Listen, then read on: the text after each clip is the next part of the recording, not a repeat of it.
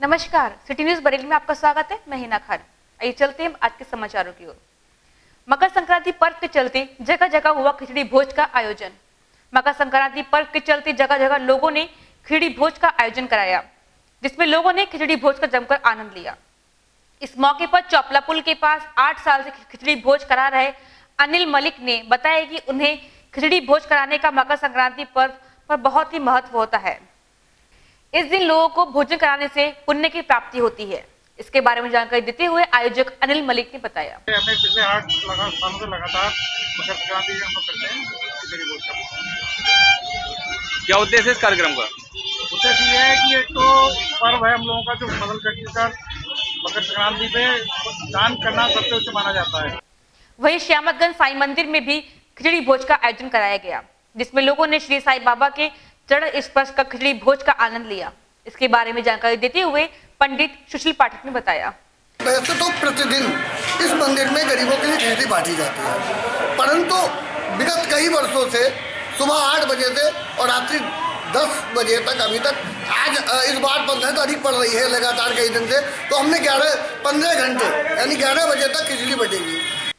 इसी कड़ी में कुल्हाड़ा चौकी के पास हेल्पिंग हैंड वेलफेयर सोसाइटी की तरफ से पदाधिकारियों ने मकर संक्रांति की पर्व पर गरीबों को खिचड़ी भोज कराया व साथ ही ठंड को देखते हुए कपड़े व चाय का वितरण भी किया। इस कार्यक्रम के मुख्य अतिथि भाजपा पार्षद विपुल लाला रहे, जिन्होंने संस्था के पदाधिकारियों के साथ मिलकर गरीबों की सेवा की।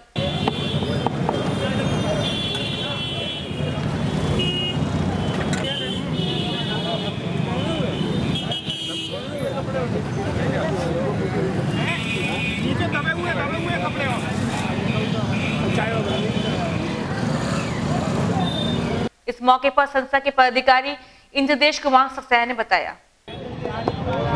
खिचड़ी भोग का आयोजन कर रहे हैं और साथ ही ये गरीबों के निर्धन लोगों के लिए कपड़े का वितरण करते हैं और ये हर वर्ष ये कार्यक्रम हमारा होता है। उद्देश्य क्या है? उद्देश्य ये है कि जो लोग गरीब हैं, जिन्हें बेचारे पहनने को कपड़े नहीं है, उनको तन ढकने को कपड़े मिल जाए, तो इससे बड़ी और क्या सेवा है।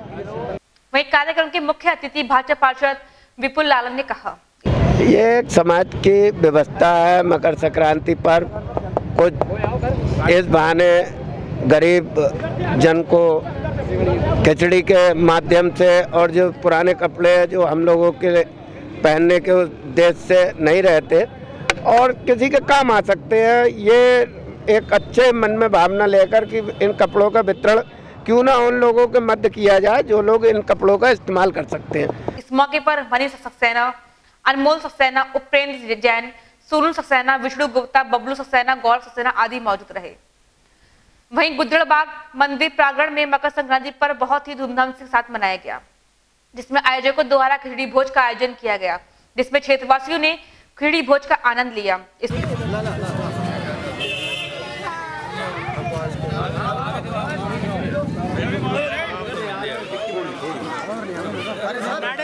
मौके पर भाजपा के महानगर मंत्री प्रवेश वर्मा ने बताया, ये भैया हमारे बरेली के बहुत प्राचीन मंदिरों में बाबा बाग गुद्दड़ जिनकी जिंदा समाधि है यहाँ, और इस मंदिर की बहुत मान्यता है।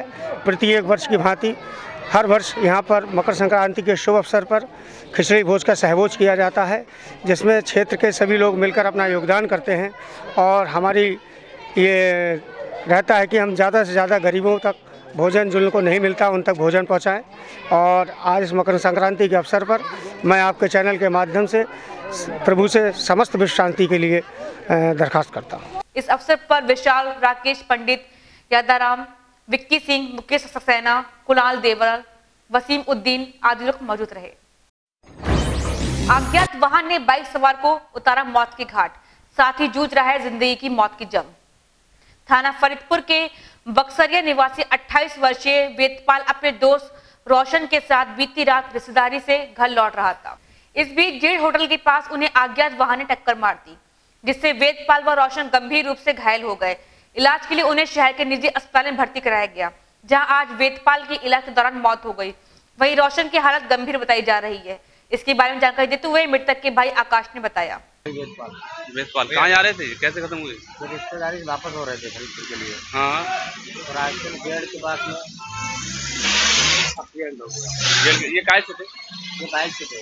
बाइक से किसी टक्कर मारी नहीं किसी ने? हाँ, ये अभी तक पूरा पता नहीं चला है किससे टक्कर हुई है।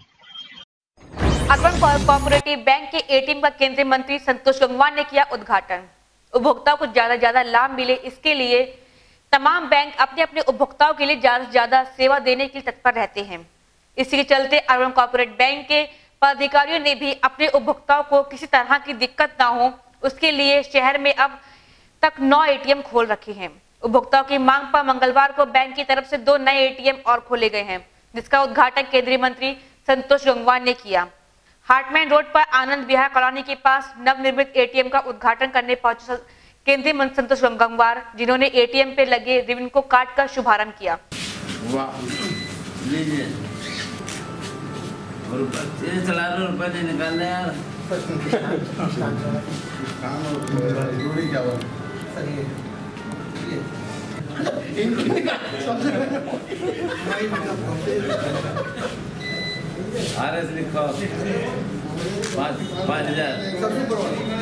इस मौके पर वहां लोगों ने एक दूसरे को मिठाई खिलाई।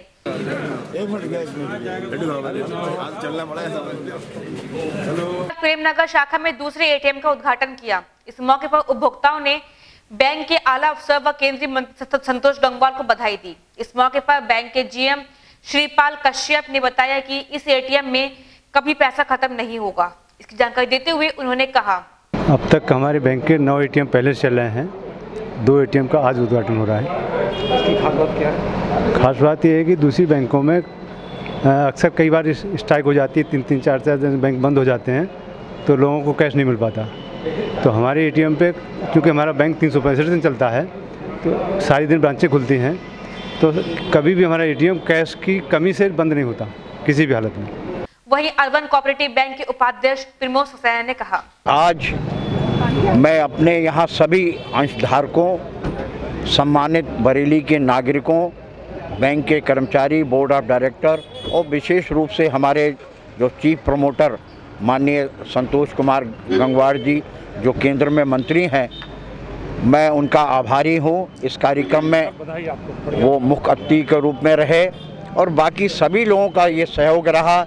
ये हमारी 10वीं यहाँ की एटीएम है जिसका आज विधिवत हम लोगों ने आप लोगों के सहयोग से जो उद्घाटन किया है। वहीं केंद्रीय मंत्री संतोष गंगवार ने बताया, बरेली अच्छे ढंग से काम कर रही है और ये बैंक का 10वां एटीएम खुल रहा है। अभी एक और 11वां भी खुलेगा और निश्चित रूप से बरेली वासियों का विश्वास बैंक के प्रति बहुत है और उसी का ये प्रणाम है कि हम अच्छे ढंग से इस काम को आगे बढ़ाने का काम कर रहे हैं। इस मौके पर रामतौर खंडेलवाल, मनोज महेश्वरी, परजीत सिंह, मोवाराम शर्मेश कटरिया, ललित अवस्थी आदि लोग मौजूद रहे। नाथ नगरी पत्रिका का हुआ विमोचन। मंगलवार को नाथ नगरी पत्रिका का विमोचन कराया गया। इस पत्रिका में अंतर्राष्ट्रीय नववर्ष कैलेंडर के साथ ही पंचांग भी होती है। इसमें बरेली नाथ नगरी के सही मंदिरों का हर साल वर्णन कर कई चीजों की जानकारी दी जा रही है। इसके बारे में जानकारी देते हुए बरेली नाथ नगरी किताब के विमोचन करने वाले पदाधिकारी ने बताया, आज नाथ नगरी बरेली की जो निवार्षिक पत्रिका छपती है, तिथि पंचांग भी होता है और अंतर्राष्ट्रीय नववर्ष के हिसाब से उसमें कैलेंडर भी होता है। आज उसका विमोचन और पूजन था जो विधि पूर्वक संपन्न हुआ और सभी को नववर्ष की एवं आज के पर्व की बहुत बहुत बधाई। मकर संक्रांति आज जो है नाथ नगरी बरेली लेखा अभिषेक समिति द्वारा प्रकाशित नाथ नगरी दर्पण पत्रिका का विधिवत पूजन और लोकार्पण यहाँ पर हुआ है। और ये पत्रिका मुख्यतः अगर नाथ नगरी का मुख्य पत्र कहें तो अतिशयोक्ति नहीं होगी। इसमें सभी धार्मिक गतिविधियाँ जो हमारे नाथ नगरी परिवार द्वारा की जा रही हैं, धर्म जागरण के क्षेत्र में और समाज सेवा के क्षेत्र में, उसको समाहित किया गया है। साथ ही व्रत, त्यौहार, महत्वपूर्ण तिथियाँ और सभी प्रकार की जानकारियाँ उपलब्ध कराने का प्रयास किया गया है ताकि जन समुदाय को इसकी आवश्यकता पड़ने पर ये पत्रिका एक मित्र और सहयोगी की भूमिका में अपना स्थान बने। अब समय हो गया छोटे से ब्रेक का।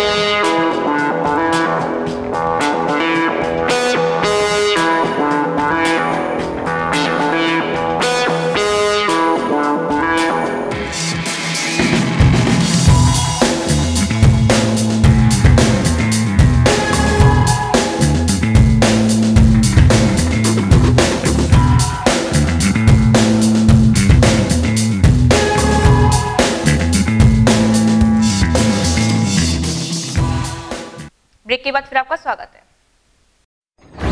स्मार्ट सिटी में खाली प्लाट पर पड़ा कूड़ा कर रहा है पेमेंट का काम। शहर को स्मार्ट सिटी बनाने के लिए आला अफसर काफी समय से लगे हुए हैं। इसके लिए तमाम मीटिंग लगातार हो रही हैं, लेकिन शहर में कॉलोनी व मोहल्लों में खाली बड़े प्लॉट पर पड़ रहे कूड़े से अवैध कूड़ेदान बन रहा है, जिसकी वजह से वहां पर रहने वालों को काफी दिक्कतों का सामना करना पड़ता है।